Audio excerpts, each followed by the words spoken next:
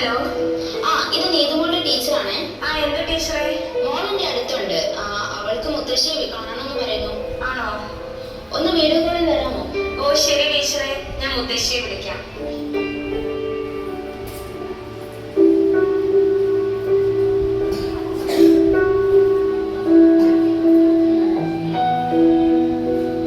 മോളെ സുഖായി എത്തിയില്ലേ? മുത്തശ്ശി മോളുടെ